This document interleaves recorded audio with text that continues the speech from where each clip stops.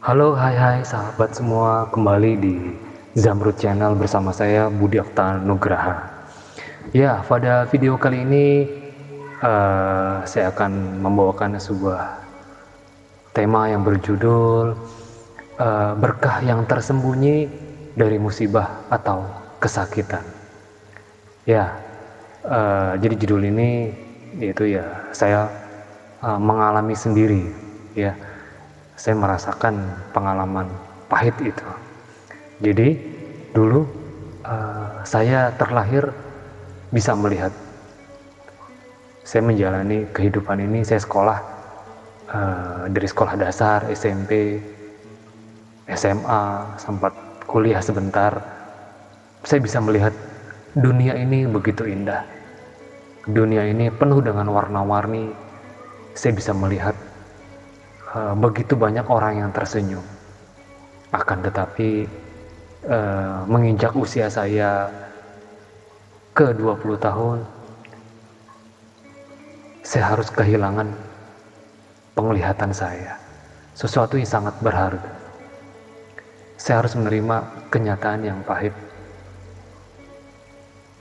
Jadi dunia ini semua menjadi gelap gulita.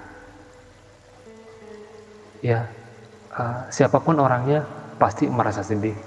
Saya merasa sedih. Saya merasa malu, merasa punya kekurangan, keterbatasan. Saya menutup diri, seringkali nggak mau keluar kamar. Dan itu dialami oleh teman-teman saya, tunanetra yang lain di yayasan. Jadi bahkan saya berusaha saya menjalani pengobatan secara medis. Saya sempat operasi mata ya. Jadi penyakit mata yang namanya glaukoma.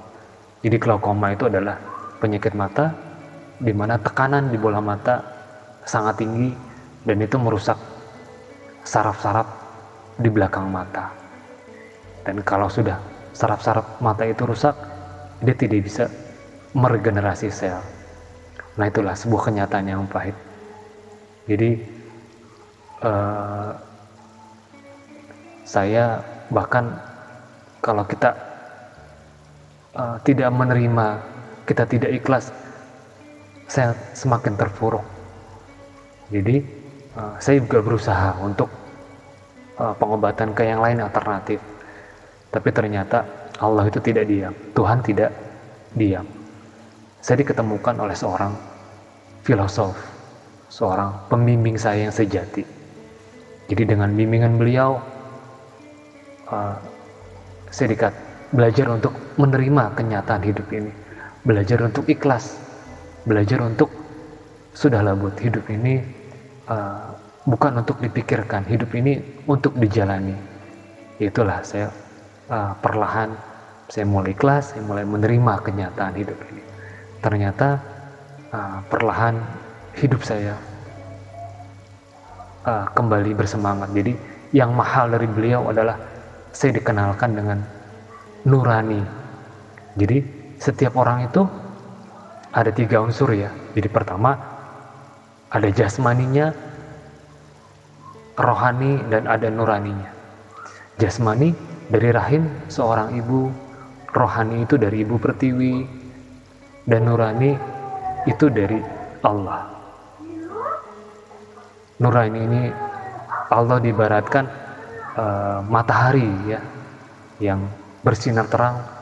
Nurani ini adalah seberkas sinar cahaya terang yang jatuh di depan rumah kita. Itu adalah nurani. Atau diibaratkan, dicontohkan lain, diibaratkan Allah itu, Tuhan itu adalah lautan yang luas, samudra luas. Nurani ini hanya segelas air laut yang diberikan kepada setiap manusia. Jadi setiap manusia ada nuraninya. Nah, walaupun cuma segelas, kan tetapi sifat-sifatnya sama seperti lautan samudra itu. Jadi cair dan asin ya, itu sifat-sifatnya. Jadi sejatinya manusia itu bisa merasakan nurani itu. Kita bisa merasakan denyutnya, getarnya dan geraknya.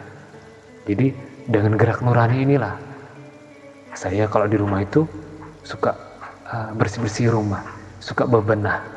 Jadi karena ternyata ada dorongan gerak nurani. Jadi dia nurani itu nggak bisa melihat sesuatu yang kotor, sesuatu yang nggak rapi.